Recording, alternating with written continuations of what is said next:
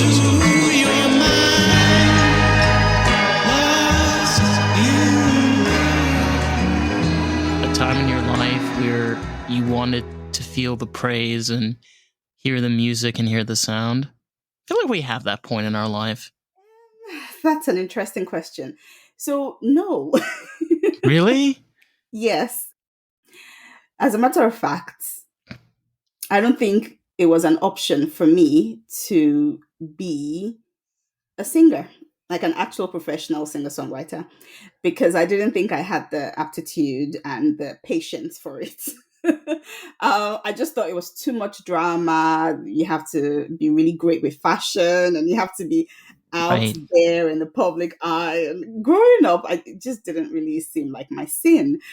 I always loved music. I had my first solo singer in church when I was 6. Um, and I recall even ad libbing and putting putting twists on songs, my own twists on songs since I was like 4 years old. And I just thought my music would just remain in church. However, It changed. yes, during the pandemic, it all changed. And remember how everyone was going back to doing their hobbies and things that they had sort of neglected to do because we all had so much time on our hands. Well, for Right. me, it was my music, it was songwriting. I did a couple of challenges online with my sister, with some friends, and then all of a sudden, I remember waking up in the middle of the night and I went to the loo just to use the loo and go back to bed. And in the space of 5 minutes, I received or I had the idea for a song and had written a whole song in like 5 minutes. Verse, chorus, bridge. I was like, wait, this is amazing. This sounds amazing. And I was Always like, good. this is so good. And then I was like, oh, I went back to bed and I was like, wait, I haven't recorded it. I need to go back. Well, I'm gonna forget it. So I got out of the bed. See, this is And what my happens when like you lie. That's like the famous thing where you put on your resume, you do all of these things, we're like, yeah, I can do that, sure. And then you actually have to do it, and you're like, yeah. um, And I remember getting back out of bed and whisper singing this song into my phone. And then thinking to myself, oh my goodness, this is great. People have to hear this. And then realizing that actually no one knew that I was writing music and no one knew. And then that's when I realized I think some of these songs are actually just not meant for us, but meant for other people to hear them. So that's how the journey started. oh, I see, okay. However, There's I always had a to but. Every time there's always a but that's in there. It's like, There's a definite but in here because I'm like a pediatrician with kids, mm-hmm. married, and I know nothing about releasing music or even songwriting because this song sounded great to myself. But we both know that sometimes something that sounds great to you might sound rubbish to other people. Right, exactly. So I had to go back to the drawing board. I had to get a songwriting coach, and then I had to get a music business coach because, like, I have no idea. I mean, I can go to the studio and record this song, but I have no idea what to do when the song comes out. How do people do this? So it was a lot of learning and growth for me. But it's not Again with the bots, honey. Again with the bots, honey. it's not come without a lot of joy. Like I've really enjoyed the process. I've really enjoyed it. There's been a lot of rewards when I hear people using my songs. So a lot of my songs are Christian songs. Some of them don't, some of them are like mainstream songs, but a lot of them are what people can listen to in church or listen to during prayer times, things like that, or during quiet times of reflection. So it's just great when I hear people saying, oh, I was listening to the song earlier today when I was praying, or I, the one that I loved was your song has been on repeat for me because she was going through a tough time. And one of my songs is around perseverance and getting through failure and things like that. And that song was on replay for her.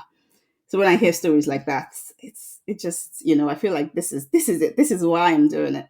you know. it's a different realm because when you're dealing with, I'm not religious, but I was raised Orthodox Jewish in an Orthodox Jewish home. And the funny thing you realize is like music plays a very important part, especially when you're talking about Jesus and the Virgin Mary and God and the angels. And, it allows people to connect to their faith.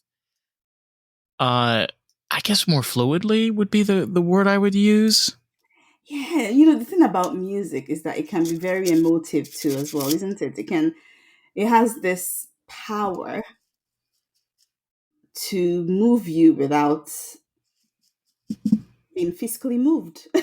Anything that can move you emotionally is powerful. And then when you combine that with religion, it gets really.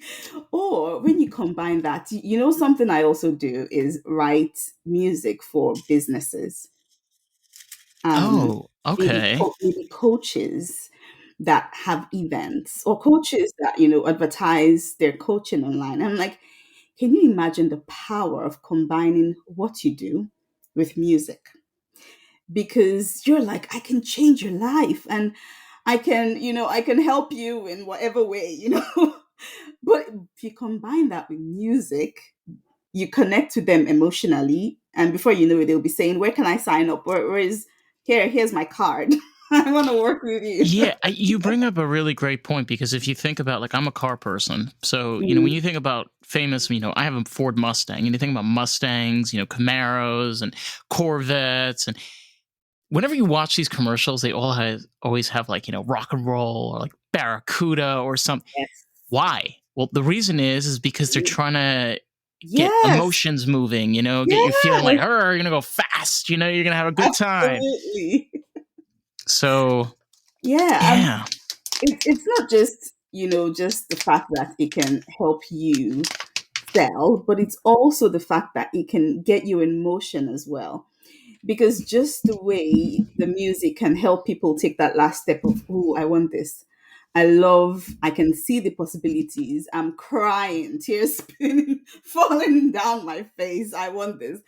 But in that same way, it can also help them take the steps they need to, you know, because obviously if you've taken if you've taken that step and you've put down a lot of money for a program or for a coaching program, you better be ready to also take steps, to actually take action to improve your life and act on what you're being taught by your coach.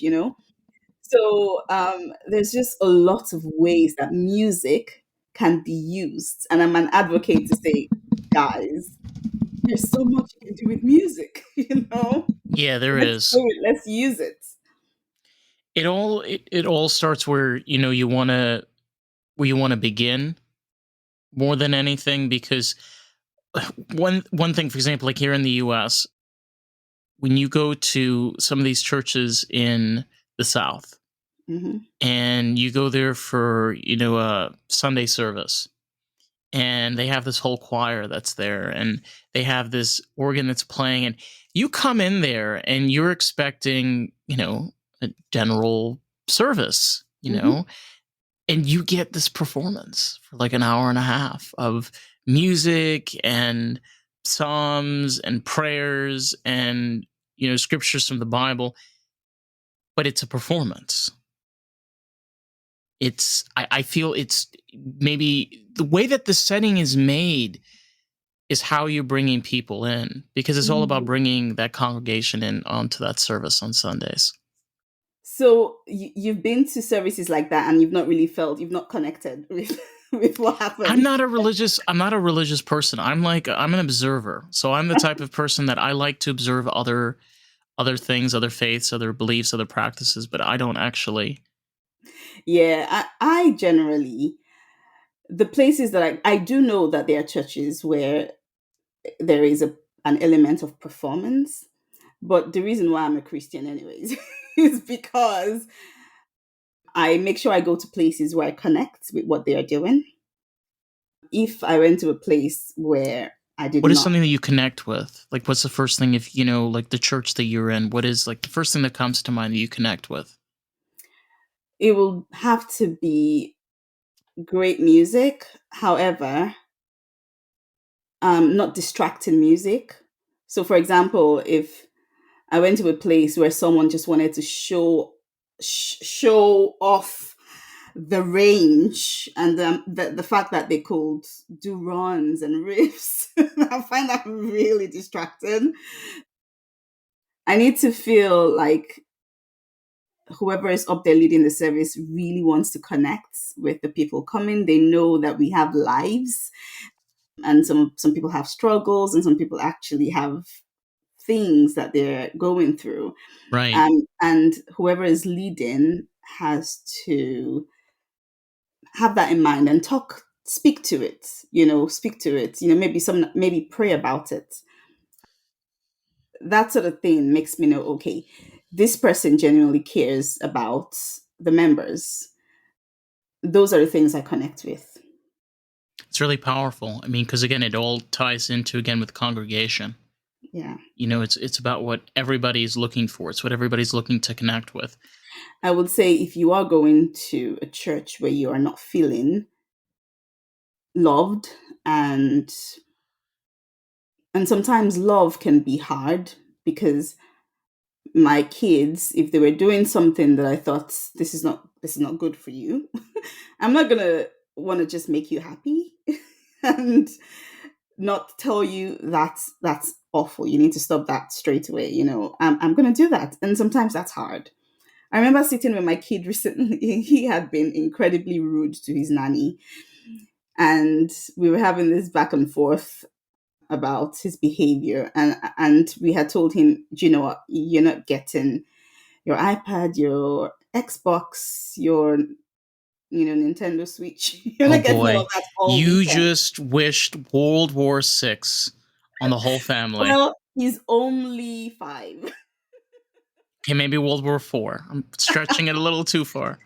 so so the weekend was finally here, and I think it had dawned on him the kind of weekend he was about to have, Oh with no boy. access whatsoever to his usual things that he loves.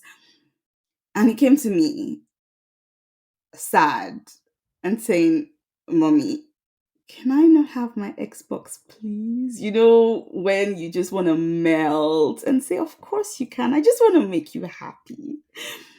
And I took my little boy and I hugged him real close. And I said, "Sweetheart, I wish I could give it to you. I really do. But you need to learn that some behavior is not acceptable." And there is the little There boy we that we're go. speaking Speaking about. of, All right, Nathan, I'm in a meeting. Okay. Can you ask your you know, brother or your I auntie to do this? I love. By the way, I love these moments like that because we're talking about the person they actually pop in, and it's just beautiful. When does that ever happen? Can you close my door behind you? He's so Thank you. cute. So I remember saying, "I really need to give. I wish I could just give you a great weekend. I mean, I'm your mom. I love you. I want to see you happy.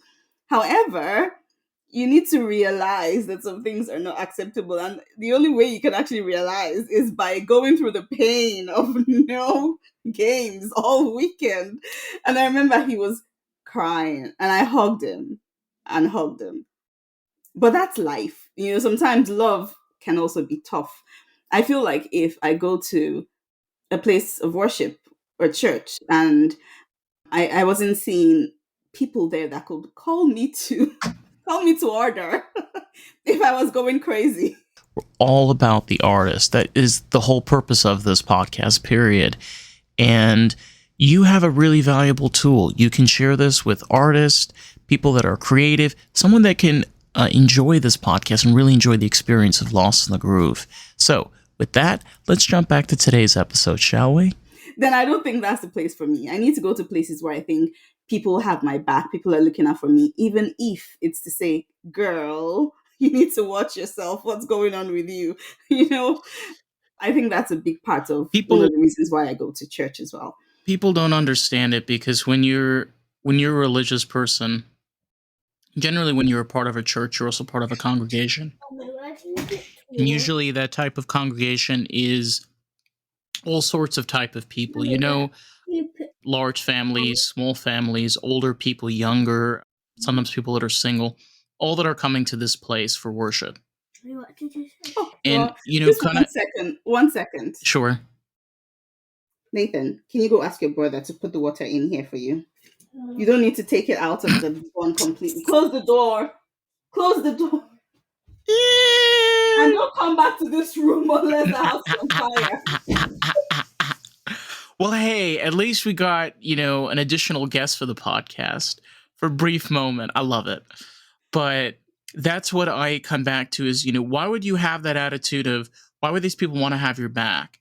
It's because when you're a part of a church, when you're part of a mosque, when you're part of a shul or a synagogue, that's the type of people that are coming here. It's your Mm, neighbors, it's people that are around you.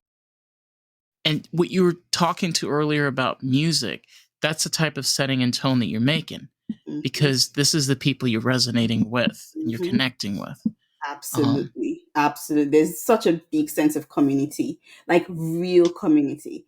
Because I tell people, guys, if you're going through a tough time and you don't think anyone in your church is going to bring free meals or come check on you, then you're not in the right place. yeah, I actually left a church because of that. Because at some point I felt so disconnected. I didn't think anyone there would actually show up if even if they heard my house burnt down. I was like, I think it's time for me to move. So people need to know that, you need to feel connected. We're not meant to exist alone. We need relationships, like true relationships with people around us. yeah, and it's funny because you mentioned this earlier too. I I've been non-religious since about 2017, and there are groups of people that have left the Orthodox community and other communities, and they have a very negative outlook on religion and how it's foul, it's disgusting. Look, I have my problems, but the thing is, you have been able to create something like you said, like you didn't even think this was going to be your career path. You were able to take something from it and make something that works for you. It's like your relationship with God, your relationship you have with your kids, and that connection is with you. It's not Mm. with anybody else, you know? Yeah, that's the thing with not being put in a box, because if I was gonna go the traditional route of what are people gonna say about me, or what's Right. you know I currently I still work as a pediatrician 4 days a week, which sometimes feels like it's full time. And then I still have my own podcast. I still have coaching clients. I help artists to not just step up. Do you know what? Let me talk a little bit about what I do actually, because Yeah, I'm actually curious now. Yeah. I'm gonna speak to it. There are a lot of us that struggle with things like imposter syndrome, self doubt, self confidence. It is amazing the amount of people that don't think they deserve success. And it just breaks my heart to see that, So Imposter syndrome. I work with artists to step out boldly and confident into their gifts, to let them know actually this is more than just a talent. You can create change, like you can make significant impact in people's lives. So do it boldly. When you release a song, talk about what that song means. Why did you write it? Share from your experience. People want to hear this. You are unique. Your story is unique. The lessons you've learned from your life are unique. So speak out boldly about it. And then I Yeah, also that's help them. important. Yes, I also help them monetize their music, because obviously there is the outlook of the starving musician. I'm like, nope, no, not anymore. I see lots of musicians that are not starving. You just need to be organized. So I teach them, girl, what skill do you have that you can monetize? What experience do you have that you can monetize? There's so many ways that you can bring in income. So I help them set up their business so they continually have the funds they need to keep releasing the music that they write. So that's what I do. But I do this on the side as well. you know. So I'm a It's a singer lot. songwriter. I am a coach. I'm a podcaster. And I'm still a doctor.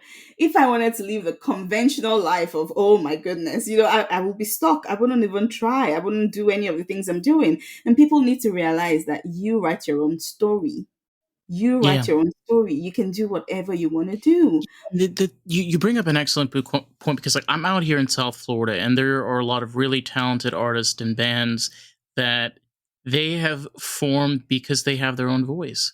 They don't need a record label. They're underground and they're able to get around from venues to spots and be able to showcase their music and performances and talk about their music. I've had members like that on this podcast, and it's important also, like you said, to also be able to monetize, to Yeah. be able to understand, like, you want to do this, great. So how are you going to make this with also being able to pay your rent, paying your bills, and keeping Yeah, that afloat at the same time? absolutely. So it's a hard task. It's a It very hard is. task. It is, but if I can do it, you can do it. People just need to be open to the idea of the different things that you can do. You need to be bold, step out and do it. I'm actually giving a talk in a couple of days around the gift of failure. And one of the things that's making me talk about it is the fear that people have that, oh, I'm going to do something and it's going to flop, so I'm not going to even do it at all. Oh, there's no way I'm doing that. I'm too busy. I already have too many things going on, even though you really want to do it. Well, actually, if you realized that sometimes you needed to fail to then succeed, then the fear of failure wouldn't stop you anymore. Like, think of people like Thomas Edison that failed, gosh, how many For times? over 400 times, yeah. Yes. But can you imagine if he lived in today's time, what Twitter and and Facebook and social media will say about him? They'll call him crazy. I don't know why he's still going on and on about this, trying There to, wouldn't even be any Facebook and Twitter or Instagram. I mean, because there would be no electricity. exactly. However, he succeeded. He did. And now we all know him because he succeeded. He just need that one success. So, instead of saying, oh, this is too hard, and limiting, maybe playing the small gigs or even playing for exposure. Because people keep saying, I'm going to play for exposure, so eventually I'll be able to play paying gigs. No, you can survive on that. You can feed your family. You can pay your bills on that. You need to think about ways, actual ways to monetize your music in a way that's sustainable. Right. And there's going to be fear initially of who am I? There's going to be Well, fear. there's also the realization that at the beginning, you're not going to really see a lot. I mean, it takes Exactly. it, Yes. it takes a while until you're able to build a decent revenue. But the thing is having the right building blocks and foundation Yes. is vital. Absolutely. Absolutely. Yes. I had this conversation recently online of someone saying, "Oh, they don't know how he's a producer or he's trying to be a producer." He's like, he doesn't know how all of these producers are making it online, posting about the songs they've produced. He's struggling. He's even offering to produce for people for free, and no one is taking him up on his offer. I'm like, okay, we need to have a look at what your building blocks are, or talk to the people who are producing and find out what they're doing. But most importantly, I think he was hoping for maybe a quick fix, because the people he's talking about, they've had years and years. They probably passed through a season that he's in now, a season where they were like, guys, can you support me by letting me produce for free, they passed through that phase before they got to where they are. The way I look at it, if you're running a business, the first couple of years, you're going to be running at a loss. You're going to be doing a lot of investing and not seeing any returns before you then begin to see some income coming in. And then before you are able to actually start making back all of the investments you put in your business. So yes, it can take years. But you step into that, you start knowing that this is what's going to happen. Yeah. And it's kind of It's kind of strange because we live in a world where things move in a matter of seconds. Our attention spans are next to nothing. And see, separating being a superstar and a success, I've talked about this before. You want to be Post Malone or Miley Cyrus or Lady Gaga? Go right ahead. Your chances of getting there is zero. Very low. Very few people ever make it up there. The chances Mm, of you being successful are quite high. Yes, there's a lot of fish in the sea, but you have to be able to swim to get all the way to the top so you can clearly see the picture for what it is. And realistically, you're right. It's not going to happen overnight. You can't just post no, it and tomorrow no, you're it's not going to happen overnight. And just to bring up a really great point as well is that if you are wanting to be the next Lady Gaga, you're probably already failing before you start because there you are is one not already. exactly you are you. So you just need to start your own journey to becoming the best, most prosperous. I think Yeah. that's a word. Yes. The most impactful business owner, an artist that you can be, you just have to think about growing what you have. Growing, honestly, like I had a podcast recording recently with a guest, and he was talking about ways that he helps people think about having a competitive edge. And it's about, what do you have that's different? What do you have about you that's different? So for me, the fact that I'm a pediatrician, I'm definitely going to use that because a lot of my songs are inspired by my work, by maybe something I saw at work, a patient story. I've written songs and songs about the experiences I had at work. Plus, I'm also working on a project where I'm going to combine my music with mental health. There is currently like a mental health epidemic. So I'm going to create some sort of resource for teenagers and their parents, but also write some music around it. What can you do with what you have? What makes you different? What can you do to work on it, to blow it Right. up? you know? Yeah, it's an excellent perspective. I mean, if you want to talk personally for myself, I would have to say I work in kitchens. I'm also a podcaster. I also work in a call center, Hmm. and I'm also an artist. Like there are different branches to my life and different places that I stem. What makes me different is that I don't like to stay in one box. I like to see multiple boxes. Maybe it's because I'm dyslexic. Maybe it's because I have ADHD. I don't know. Does it really matter? I don't think so. No, it doesn't. It doesn't. No. I'm like, people are like, what? How do you do all that you do? And I keep adding stuff, but it's that creative side of me, right? Is that Right. creativity? I want to do this, and how can I do this, and how can I do this, and but it's all good.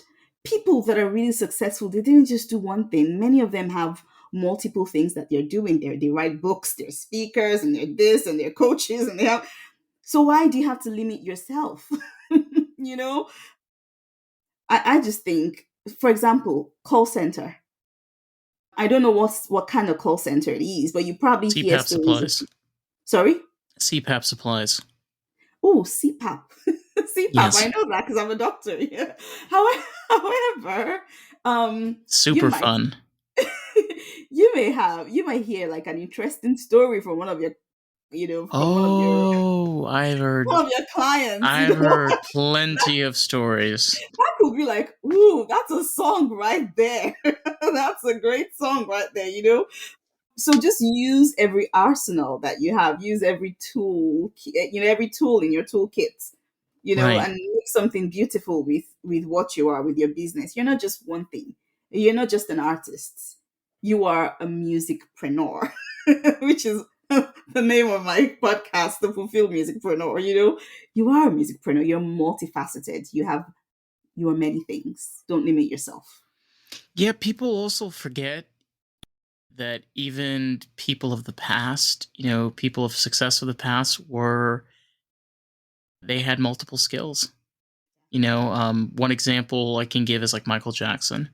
Most people don't know this. Do you know that he did sound effects and Mm, special effects, and he also developed and made choreography. So, besides being a singer, he was a choreographer, an editor, a designer. I mean, the list just goes on. So, yeah, he was a man of many things, many talents. Yeah, and and it's like can you imagine monetizing all of that? Like you can it's a lot monetize of that money. over and over again and use the funds for your music. Yeah, and basically put the revenue back. Yeah. Wow, yeah, it's crazy. Mm-hmm. Mind me asking, like, how long have you been helping out artists and been doing this?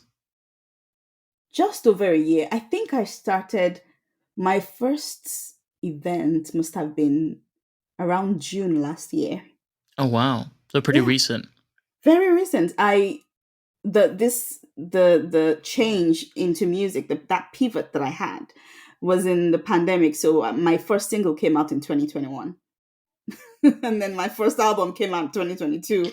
It Currently working on my second, but it's all pretty new. isn't it funny and how like most of our lives changed after 2020?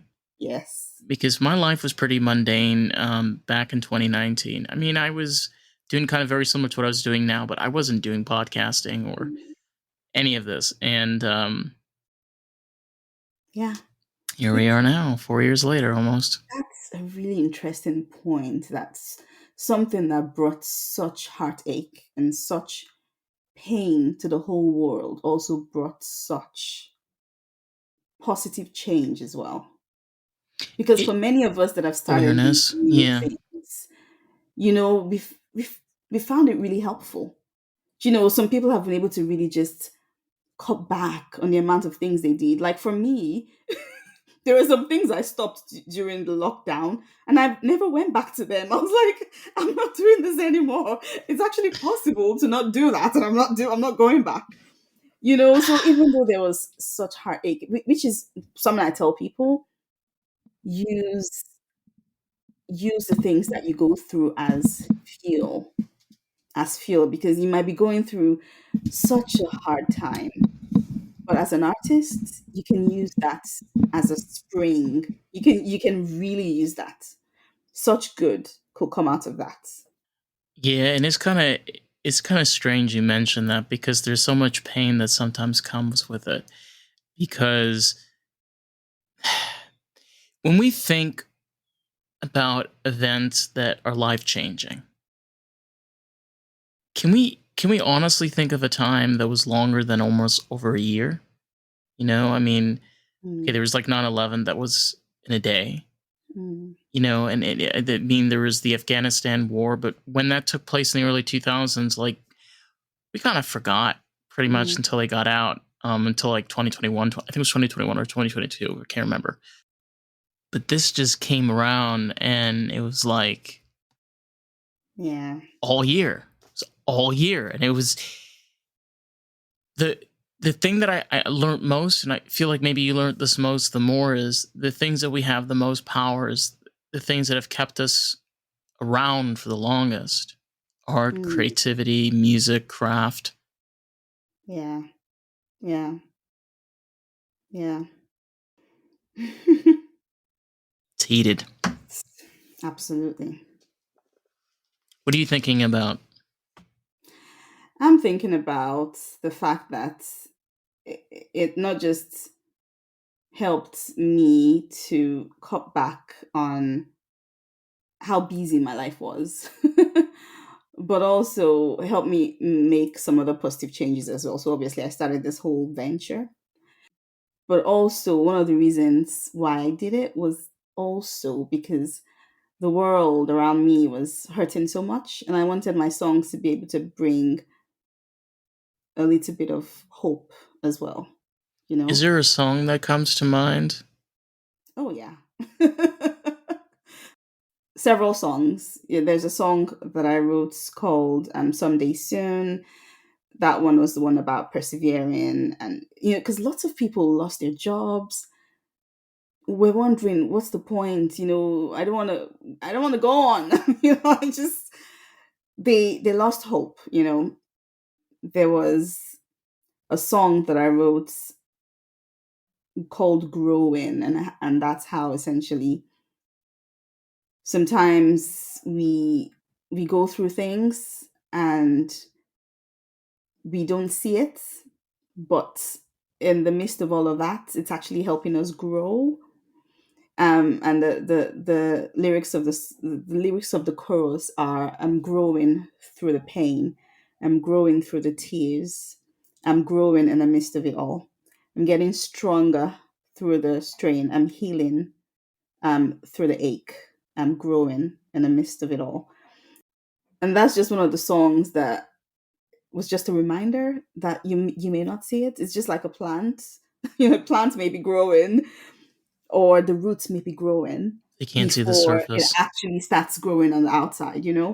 And sometimes that's life. You think you're going through such a difficult season, but keep going because something is actually happening. Something's happening. You are growing. It's making you stronger. It's healing you. It's bringing about all of this change that will be helpful for you in the future. Right. Yeah, so lots of songs, and I've written a couple more that are around mental health, and I'm gonna keep writing. You should keep on writing. I think it's important, and it's kind of, I think it's really powerful, that song, with it, like you said, within the mist, Mm, because just like, this is crazy, but when a caterpillar turns to a butterfly, mm, caterpillar is basically like destroying its body, mm. like like liquefying and digesting its insides, and it's like, and through that formation Wow, comes a butterfly, and wow. this, okay, we don't know the 100% science, but just for the sake of argument, does a caterpillar really understand that it's going to be a butterfly in 3 months? Probably not. I'm Probably not. pretty sure not I'm actually, pre- because none of us knew what was gonna happen. but that's the point, though, is that through the mist, through the cocoon, forms a new change, a new life. Yeah. Where does that go? I don't know, but Mm, that's what happens, and I yeah, think that is what had happened for so yeah, many people. yeah, absolutely. Yeah. So I think it's always kind of fascinating because you mentioned you're a pediatrician. You also do coaching, and you also a podcaster. Hmm. You've been a pediatrician for years. Like, you've been in the medical industry, and this is something you've been doing. I graduated 2011, so gosh, 11 years, more than 11 years actually. You went. Where did you go to school? You went to school in the In United States. Dublin. In Dublin. So I actually live in the UK. Okay. I moved to Dublin from Nigeria. I'm originally from Nigeria. I Oh, moved to wow. Dublin in 2004. Went to college there, medical college. Got married there. Had my first kid there. Then moved to the UK in 2018. Yeah. So we live in Derby now, which is about 2 hours from London. I know where that is. Yeah, I have some friends in. I have a very actually. I have a tattoo of a bee from Manchester on my Oh, arm. cool. Yeah. Cool. So, one thing that is, as far as I've heard, that's a benefit about the UK is it's cheaper to go to medical school. A lot cheaper. Um, No, not really. Not true. so there's something called international fees, Oh, I see. where a if you are not a citizen of the country, you pay international fees, and it's part of the ways that. Hey, it's Dave, and I quickly just wanted to jump in and say, if you've been enjoying the podcast, I'm enjoying this episode, if you can leave us a review on Apple Podcasts, that'll be so greatly appreciated. Because here's the thing, someone might read that review and make the choice if they want to listen to the podcast. You get to help grow this podcast with us. How fucking cool is that? Let's jump back to today's episode. Countries raise their funds. So international fees are always way more expensive than. I paid a lot of money for for my medical college in Dublin. I'm pretty sure people that have come here, I'm sorry, I just don't have the numbers to compare. I don't. Well, Maybe, yeah, are it's you in, saying in comparison to the US, it's cheaper here? well, because the thing is, I remember I was speaking with my friend that I have in Manchester. She was telling me that, one of the biggest problems they're having right now is just a lack of doctors. And, she's a teacher, and she has friends of hers that work in the medical industry. What's strange is, I mean, because from what I've heard from people that are from there, it's not as expensive. But it's very strange. Like over here, we have abundance of doctors in the Mm, US, but they're all paid and run by the pharmaceutical industry, most of them. I'm hmm. not trying to like put doctors out on the blacklist. That's just how it is here in the US. So It's yeah. it's disgusting. So like you can't I have had thankfully one really amazing doctor that I've been going to, but it's just kind of one of those industries where there's a lot of mystery tape that's around it, because when you're in the UK and when you're in the United States, there's different care. But again, you're working with doctors. I mean, you're hired to take care of kids, right? Hmm. And give people health they need. Like, why is this such a big issue when you're working in your practice already? You know, Why is what such a big issue? why is there a lack of doctors? If the fact that it is more affordable than it is the United States. It just kind of baffles me of It's like, because it's more affordable. You've answered you've given the answer. So essentially, you attract. People should probably write this down that are listening. You attract what you honor, and you can show honor by paying people, right? And because it's free, but actually nothing is ever free. Someone else just pays for it. So because the healthcare system here is free for citizens, doctors get paid less. And because doctors get paid less, there is less funds to train and to keep people. Because I mean, I started working in Dublin, right, when I graduated. As a junior doctor that was working, I was getting paid more than what I get paid here. And I knew that I was going to take a pay cut. But people do that because they know the training is good. However, after you get trained, there are not enough incentives to keep you here if you know that other countries are going to pay you way more and treat you better. So the reason why there is a shortage of doctors here is because it's free. And that's the true fact, It's if people were paying either the insurers or paying small amounts in Dublin. yeah, but I understand where you're coming from, but look what happened here in the United States. We took that as our system. And Yeah, here in the United States, and again, I work with patients that refill their supplies. A lot of patients don't reorder their supplies. yeah, And for the simple fact that here in the US, like, oh, it's okay. You just pay $50. yeah. But wait, then you got your $30 copay. Hmm. Then you Hmm. have to pay this fee Yeah, and yeah. that fee. Do you want to just alone this year? Okay. I'm 24 years old. Do you know how much I've paid on my insurance? No. We're in October right now. Hmm. How much? $987 on top of what I've paid every single month, which is about $75 a month for my insurance. And for me personally, the best care I've received is Dublin because there was a combination of free and paid. So as a student, I paid for, if I needed to see the doctor, I would, first of all, I had the ability to call and get an appointment. Here, you can't even do that. If you're sick, you won't get an appointment. There's a good chance you won't get an appointment because you're gonna call your GP and they're gonna say we're full.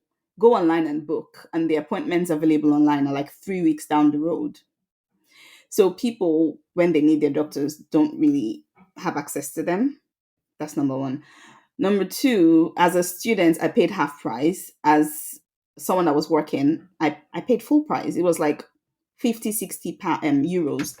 That was all right. And if I needed to see him again, I paid half price because it was a follow up meeting.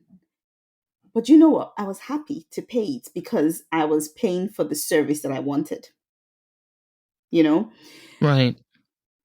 So I get, and then if you got admitted to the hospital, you didn't pay for your surgery. You just paid for your bed and maybe your meals. So it was a small amount you paid, easily affordable, you know?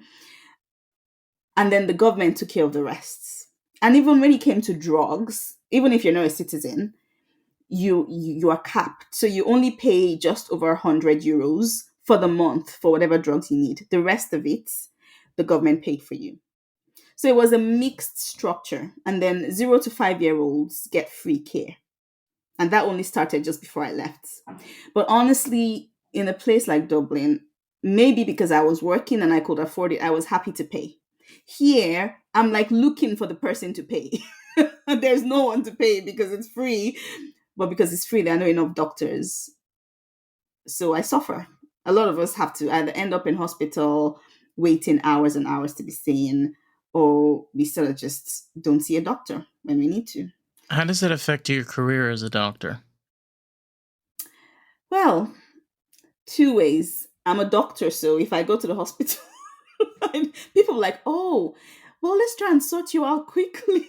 There's a little bit of, because I mean, everyone wants that, they want to have that relationship of, oh no, he's a doctor as well, and they want to know that when they come, when they're sick, they get that extra not really a privilege, what's the word I'm looking for, they get that Priority. consideration. Yeah, because I mean, this is what you do. It's you know but I find it hard that we can't provide the kind of care we need to. But at the same time, I'm also glad that people don't have to pay for healthcare. It's just give and take. There's just give and take. If you want a free healthcare, then you need to be ready to maybe not get the healthcare you want every time. You only get what you need. Right. Yeah. Yeah, and it's kind of kind of a little bit more of an extreme principle, but if you look at, the drug crisis, if all drugs were legal, there would be a negative effect because there would be people that would not take drugs that now would be. Mm. That is a realization. Again, like you said, when you're dealing with healthcare, when it's free, there is a realization that less people are going to want to do the work because it's not as profitable or there's not enough prizes that come And, with and it. the truth is that we didn't study as doctors just to live a subpar lifestyle. We want to be able to raise our children and send our kids to uni if we want. You know what I mean? Of You're gonna course, want yeah. to take care of your family, and if you think that actually this is ridiculous, I'm not going to be able to build the life that I want, and you know that other countries are going to offer you much more, you're going to go. You're going to Yeah. go because we want to help people, but we can also help people in Canada or or Australia. We can help people anywhere, especially those of us who are immigrants. And that's the sad fact is that because the training is good, we come here, we pay a lot because we also pay for our medical care when you're not a citizen here. There's a lot that you do to be able to get that training you want. But at the end of the day, you want to make sure that all of this that I've done, it brings the kind of results that I want. And if you need to leave to get the results that you want, you go. Yeah, and I think Um, that and I think that's so important. You know, how many times do you have the opportunity to openly speak about, the work that you're doing? Because again, when you're dealing, especially with you, I mean, you're dealing not only with music, you're dealing with care. I mean, mm, you spent a career doing this, to be a medical doctor, to have the right training and practices and licenses. And I can kind of relate to you when it comes to immigrant. My dad was an immigrant to this country.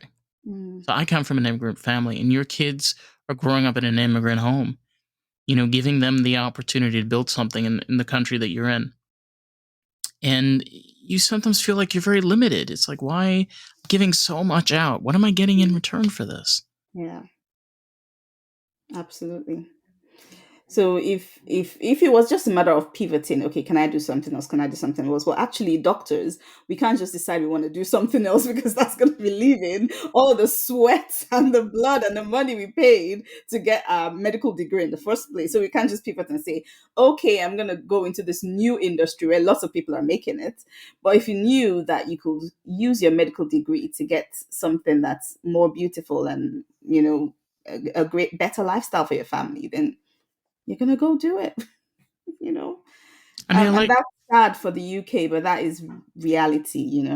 but look what you were able to do with it. You were able to now like make yourself your own podcast, have your own coaching. I mean, you're able to take skills and talents you have and use them at other things that can help you where being a pediatric doctor is not it's not cutting it. Yeah, yeah, absolutely. However, you still have to grow it. It's a For brand new sure. business, and a lot of times you need to grow it and invest from the funds that I get from working as a doctor, which is not as much as I would like. you know, so I feel there's you. that there too. Hey, listen, look, I'm working a 9 to 5. I got a second job for a reason. I mean, sometimes you have to do those things that are uncomfortable because you know where you want to be. You want to Yeah, head towards. absolutely, absolutely. Yeah. That's what we're here for. We have a dream. We all have dreams. We have desires that we want, and we are alive because we are looking for ways to achieve these goals, achieve these dreams. And we have to do what we have to do to get them. To see them come to pass. Um, I was gonna say something and I've totally forgotten what I was gonna say. It happens sometimes. I feel like it's a thing in our brains that, it like kind of locks behind a door and it's like, I'm not letting it out. It's staying closed. And it's just tickling. It's It's just just tickling. tickling. Somewhere in my brain, there's something that needs to come out. But I don't know what it is. I love stories and I love when I'm able to experience people that not only have had different points in their lives, ups and downs, but general like meaning and goal and like workmanship. I Mm, mean, f- hello, I mean, you're a doctor, you're mm, raising a family, you're from another country that moved across the ocean to this completely different place. I mean, now you're starting a new business and starting this whole thing for yourself. It's when do people stop and like just sit down and say, "Hey, Evie, you want to talk about what's going on in your life?" uh, Yeah! what's the question again? I thought Please you were gonna ask something, but I think you asked something else. tell me 4 or 5 times over, please. Ask me the question again. No, the question I was trying to say is, sorry, what I was saying to you is if somebody comes over to you and they ask you, Hmm. what's going on in your life? When do we have the opportunities as humans to just sit down and talk with one another and hear each other and hear our lives, our stories, what we're giving out? We just spend so much time Mm, here. We could be here. mm. That's a really good point. Yeah. And for someone like me who is an all-round overachiever, it's probably worse for me. I literally have to schedule my social my social life. It needs to be on the calendar or it's not happening. Oh my God. I'm telling you, like, I forget that it exists. I had somebody ask me, one of the guests, he's like, "Do you have a personal page?" And I'm like, "Yeah, Facebook." And he's like, "Anything else?" I'm like, "No." Like, "You should get other personal pages." And I'm like, where? "I don't really have the time. My schedule is like set to like this and that, It's just, oh my God. Once you Was he get talking of a website? I don't have a website. We Yeah, no, that the person was asking you for your website, was he? No, he was asking me about if I had a personal page, like a personal like social page. I don't have any except my Facebook page. I don't have any personal pages. Okay, and is your Facebook page not on you, or is it on the podcast? No, it's just me. It's all That's about a me. personal page. That's enough. Ugh. That's plenty. Yeah, I post like maybe once or twice a year. Maybe now I understand what he means. But it's I feel it's really cool though. You get to hear like talk to other artists and other people and like you're doing what? Okay, can you explain that to me again? You're offering what for free? Why? Why are you doing this? That's hilarious. There's always a method to the madness, you know. Oh my If god, you're there offering is. something for free, it's because there's something in there that you're hoping to then offer. It's great though. Like the amount of growth that I've had from attending free stuff is ridiculous. However, then I bought what they I bought what they offered after the free stuff because I thought the free stuff was so good. However, it went a long way. Like these things are real strategies, really, really real strategies. No, it does. It also helps you have that separation, Mm, from monetary and goal. Because look, we might as well just label everything with dollar signs, mm, or pounds or whatever. Because that's because everything, mm, your voice, your guitar, anything and everything has a money sign on it, and mm. that's nice. But sometimes, can I first see what you're promising? Can I maybe like get a little bit of and like I will have times where I do free things and they're like, oh, it's only $800. I'm like, it's nice knowing you.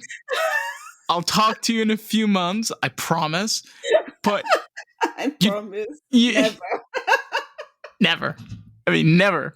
But you know what I mean? Like, it's good that Mhm. you first know what you're stepping yourself into, Yeah, always. absolutely, and that's where the free stuff comes in. Actually, I don't think I would work with people a lot if I didn't experience them a little bit. Hear them speak, see them coach. That's how I've attended all that I've attended because they were offering free stuff, and I was like, "Oh, it's free! I can just drive down and spend the day." Like some people have actually offered 3 days, 9 a.m. till 5 of value, teaching you how to set up a business and how to bring funds in. For free. You could literally attend 3 days of that Friday, Saturday, Sunday for free. And even if you didn't want to buy their programs that they offered, you've gotten free 3 days How do they make any money? because they sell programs. Oh, They, when they you're sell like, there. okay, so if you like this and you want more of it, come work for me for like maybe several months, where they maybe coach you once a week, or it could be selling a 5 day. So I went to business school, the first business school ever, because I needed to know how to run my business. And it was that way. I went for a Saturday, Sunday training, and it was called multiple streams of income. And they taught you different options and how you could bring in funds. And they said the people that are doing really well don't just have one stream of income, they have multiple streams. So they talked about podcasting, they talked about speaking, they talked about It's coaching, not therapy. feasible. Honestly, it's not feasible anymore to have just one flow of revenue. Exactly. It Exactly. it doesn't make any. It really doesn't It make any doesn't. sense. It really doesn't. So all of that was for free. And then I bought the 5 day business school. So I literally traveled down, stayed in a B&B, and had 5 full days of Oh, nice. learning how to run your business. I mean, it costs some thousands of pounds, but this is the thing. So they get their money because then they sell something on the back end of that. How even if you said, look, I can't afford this, you've had 3 days or 2 full days of free training. So You don't can don't knock use. don't knock it. Yes, you can Yeah. use. Yeah, absolutely. There's a lot of method to the Let madness. me. We haven't talked about this. I mean, where can people find the work that you're doing, like your podcast, your coaching business, things like that? Like, where are they on social media? So if you go to my website, ebioginni.com, which is ebioginni.com, my website is there. You'll see my music. If you click on podcast, you'll see it there. If you click on coaching, you'll see it there. But also, you can just Google the Fulfilled Musicpreneur podcast. It'll come up as well in your wherever you listen to your podcasts.